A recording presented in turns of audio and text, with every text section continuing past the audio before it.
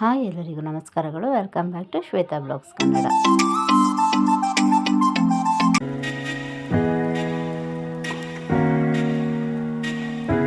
ಇನ್ನು ಹೇಗಿದ್ದೀರಾ? ಎಲ್ಲರೂ ಚೆನ್ನಾಗಿದ್ದೀರಾ ಅಂತ ಭಾವಿಸ್ತೀನಿ. ಇನ್ನು ನಾನು ಕೂಡ ತುಂಬಾ ಚೆನ್ನಾಗಿದ್ದೀನಿ. ಏನಪ್ಪ ಇವತ್ತಿನ ವಿಷಯ ಏನಪ್ಪ ಅಂತ ಹೇಳಿದ್ರೆ, ನನ್ನ ಒಂದು ಬ್ಲಾಗಲ್ಲಿ ತುಂಬಾ ಸಿಂಪಲ್ಲಾಗಿ ಒಂದು ಟೊಮೆಟೊ ಚಟ್ನಿ ಅನ್ಕೋಬೋದು, ಇಲ್ಲ ಗೊಜ್ಜು ಅನ್ಕೋಬೋದು, ಮಾಡೋದನ್ನು ತೋರಿಸ್ತಾ ಇದ್ದೀನಿ. ಹೇಗೆ ಮಾಡೋದು ಅಂತ ಹೇಳಿದ್ರೆ, ಈ ಒಂದು ಟೊಮೆಟೊ ಗೊಜ್ಜನ್ನ ಮಾಡೋಕ್ಕೆ ಮೇಯ್ನ್ ಬೇಕಾಗಿರೋದೇ ಉಪ್ಸಾರಿನ ಖಾರ ಅಂತ ಹೇಳಿ.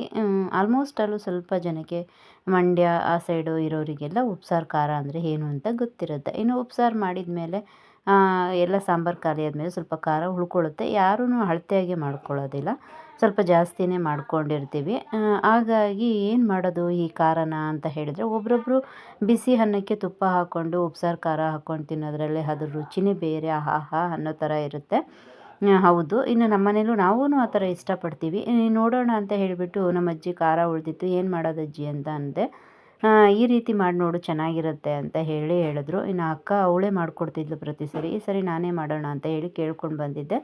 ಸರಿ ಅಂತ ಹೇಳಿಬಿಟ್ಟು ಟ್ರೈ ಮಾಡೋಣ ಅಂತ ಹೇಳಿ ಮಾಡ್ತಿದ್ದೀನಿ. ಇನ್ನು ಟೊಮೆಟೊನ ಒಂದು ಅರ್ಧ ಕೆಜಿಯಷ್ಟು ಬೇಯಿಸ್ಕೊಂಡಿದ್ದೀನಿ. ಹೋಲ್ ಮಾಡಿಬಿಟ್ಟು ಟೊಮೆಟೊ ಮಧ್ಯದಲ್ಲಿ ಕುಯ್ಕೊಂಡು ಬೇಯಿಸಿ ಇಟ್ಕೊಂಡಿದ್ದೀನಿ. ಇನ್ನು ಅದು ಬೆಂದಾದಮೇಲೆ ಅದ್ರ ಸಿಪ್ಪೆ ತೆಗೆದ್ಬಿಟ್ಟು ಸ್ವಲ್ಪ ನಾವು ಹಾಗೇ ಚಮಚ ಸೌಟಲ್ಲೂ ಕೂಡ ಇದನ್ನು ಮಾಡ್ಕೊಬೋದು, ಸ್ನ್ಯಾಶ್ ಮಾಡ್ಕೊಬೋದು. ಇಲ್ಲ ಅಂತ ಹೇಳಿದ್ರೆ ಮಿಕ್ಸಿ ಜಾರಿಗೆ ಹಾಕ್ಕೊಂಡು ಸ್ವಲ್ಪ ಹಾಗಾಗೇ ಗ್ರೈಂಡ್ ಮಾಡ್ಕೊಂಡಿದ್ದೀನಿ ನಾನು. ಚೆನ್ನಾಗಿರುತ್ತೆ, ಯಾಕೆ ಅಂತ ಹೇಳಿದ್ರೆ ಮಕ್ಕಳಿಗಂತೂ ಇದು ತುಂಬಾ ಇಷ್ಟ ಆಗುತ್ತೆ, ದೊಡ್ಡವ್ರಿಗೂ ಅಷ್ಟೇ.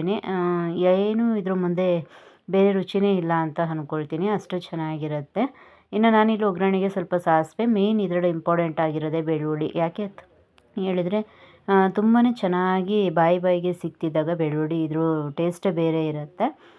ಇನ್ನು ನೋಡ್ತಿರ್ಬೋದು, ಹೊರಗಡೆ ಸ್ವಲ್ಪ 2 ದಿನದಿಂದ ಮತ್ತೆ ಕ್ಲೈಮೇಟು ಸ್ವಲ್ಪ ಹೇಗಿದೆ ಅಂತ ಹೇಳಿದ್ರೆ ಏರುಪೇರು ಆಗಿದೆ. ಹಾಗಾಗಿ ಈ ರೀತಿ ಒಂದು ನೋಡ್ಕೊಳ್ಳೋಣ, ಚೆನ್ನಾಗಿರುತ್ತೆ ಚಪಾತಿ ಪೂರಿಗೆಲ್ಲ ಅಂತ ಹೇಳಿ ಮಾಡ್ತಿದ್ದೀನಿ. ಮುದ್ದೆಗಂತೂ ತುಂಬಾ ಚೆನ್ನಾಗಿರುತ್ತೆ, ಬಿಸಿ ಬಿಸಿ ಮುದ್ದೆ ಹಾಕ್ಕೊಂಡು ಟೊಮೆಟೊ ಗೊಜ್ಜು ತುಪ್ಪ ಹಾಕ್ಕೊಂಡು ತಿಂತಿದ್ರೆ ತುಂಬಾ ಚೆನ್ನಾಗಿರುತ್ತೆ.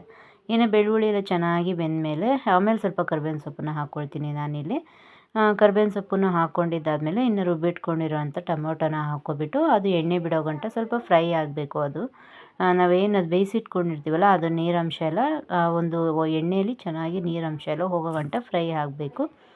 ಫ್ರೈ ಆಗಿದ್ದಾದಮೇಲೆ ಏನು ಮಾಡ್ತೀವಿ, ನಾನಿಲ್ಲಿ ಒಂದು 2 ಸ್ಪೂನಷ್ಟು ಉಪ್ಸಾರು ಖಾರನ ತೆಗೆದು ಇಟ್ಕೊಂಡಿದ್ದೀನಿ. ಸ್ವಲ್ಪ ಜಾಸ್ತಿನೇ ಮಾಡ್ಕೊಂಡಿರ್ತೀನಿ, ನನಗೂ ಕೂಡ ಸ್ವಲ್ಪ ಆದಷ್ಟು ಇಷ್ಟನೇ. ಹಂಗಾಗಿ ಇನ್ನು ಟೊಮೆಟೊ ಎಲ್ಲ ರುಬ್ಬಿಟ್ಕೊಂಡಿರೋದನ್ನ ಹಾಕಿ ಅದು ಎಣ್ಣೆ ಬಿಡೋ ಗಂಟ ಚೆನ್ನಾಗಿ ಫ್ರೈ ಮಾಡ್ಕೊಳ್ತೀನಿ. ಇದಂತೂ ಮಾಡೋದು ತುಂಬಾ ಸುಲಭ ಮತ್ತು ತಿನ್ನೋಕ್ಕೂ ತುಂಬಾ ರುಚಿಯಾಗಿರುತ್ತೆ. ನೀವು ಒಂದು ಸರಿ ಮನೇಲಿ ಟ್ರೈ ಮಾಡಿ ನೋಡಿ. ಇನ್ನು ಉಪ್ಸಾರು ಖಾರ ಹೇಗೆ ಮಾಡ್ಕೊಳ್ಳೋದು ಅಂತ ಗೊತ್ತಿರೋದಿಲ್ಲ ಅಂತ ಹೇಳೋರು, ನಾನು ಇನ್ನೊಂದು ವೀಡಿಯೋದಲ್ಲಿ ಅದನ್ನು ಕೂಡ ತೋರಿಸ್ತೀನಿ. ಹಾಗೆ ಮತ್ತು ನನ್ನ ಒಂದು ಚಾನಲ್ನ ಇನ್ನೂ ಯಾರು ಸಬ್ಸ್ಕ್ರೈಬ್ ಮಾಡ್ಕೊಳ್ದಿರೋ ನೋಡ್ತಿದ್ದೀರೋ ಪ್ಲೀಸ್ ಸಬ್ಸ್ಕ್ರೈಬ್ ಮಾಡ್ಕೊಂಡು ನೋಡಿ. ಹಾಗೆ ಏನಾದ್ರು ವೀಡಿಯೋ ಇಷ್ಟ ಆದರೆ ಪ್ಲೀಸ್ ಒಂದು ಲೈಕ್ ಮಾಡಿ, ಹಾಗೆ ಕಮೆಂಟ್ ಮಾಡಿ, ಫ್ರೆಂಡ್ಸ್ ಆ್ಯಂಡ್ ಫ್ಯಾಮಿಲಿಗೆ ಶೇರ್ ಮಾಡಿ.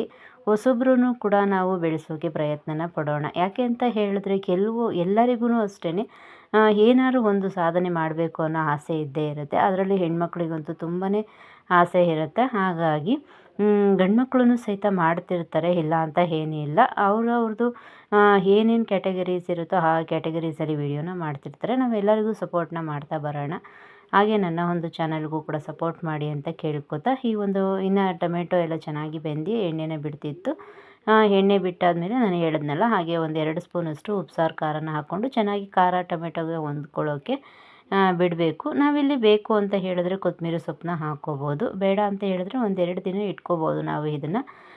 ಫ್ರಿಜ್ಜಲ್ಲೂ ಸಹಿತ ಇಟ್ಕೊಂಡ್ರೆ ಏನೂ ಆಗೋದಿಲ್ಲ. ಇಲ್ಲ ನಮ್ಮ ಮನೆಯಲ್ಲಿ ಸ್ವಲ್ಪ ಇಷ್ಟಪಟ್ಟು ತಿನ್ನೋದ್ರಿಂದ ಬೇಗನೆ ಖಾಲಿ ಆಗುತ್ತೆ. ಹಾಗಾಗಿ ನಾನಿಲ್ಲಿ ಲಾಸ್ಟಲ್ಲಿ ಸ್ವಲ್ಪ ಟೊಮೆಟೊ ಗೊಜ್ಜಿಗೆ ಕೊತ್ತಂಬರಿ ಸೊಪ್ಪನ್ನ ಹಾಕ್ಕೊಳ್ತೀನಿ. ಇದು ಬಿಸಿ ಅನ್ನಕ್ಕೂ ಕೂಡ ತುಂಬಾ ಚೆನ್ನಾಗಿರುತ್ತೆ. ಬರೀ ಖಾರ ತಿನ್ನೋದಕ್ಕೂ ಚೆನ್ನಾಗಿ ಹೇಗಿರುತ್ತೋ ಅದೇ ರೀತಿ ಈ ಥರ ಟೊಮೆಟೊ ಗೊಜ್ಜನ್ನು ಕೂಡ ತಿನ್ನೋಕ್ಕೆ ತುಂಬಾ ಚೆನ್ನಾಗಿರುತ್ತೆ.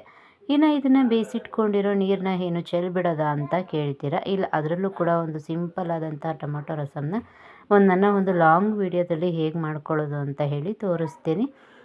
ಯಾರ ಮನೆಯಲ್ಲೆಲ್ಲ ಉಪ್ಸಾರು ಖಾರ ಜಾಸ್ತಿ ಇರುತ್ತೋ ಅವರು ಈ ಥರ ಒಂದು ಟೊಮೆಟೊ ಗೊಜ್ಜನ್ನ ಮಾಡ್ಕೊಳ್ತೀರಾ ಅಂತ ಅಂದ್ಕೊಂಡಿದ್ದೀನಿ. ನನ್ನ ಒಂದು ವಿಡಿಯೋ ಇಷ್ಟ ಆದರೆ ಪ್ಲೀಸ್ ಒಂದು ಲೈಕ್ ಮಾಡಿ ಅಂತ ತಿಳಿಸ್ತಾ, ಇನ್ನು ನಾಳಿನ ಬ್ಲಾಗಲ್ಲಿ ಸಿಗೋಣ. ಎಲ್ಲರಿಗೂ ಧನ್ಯವಾದಗಳು.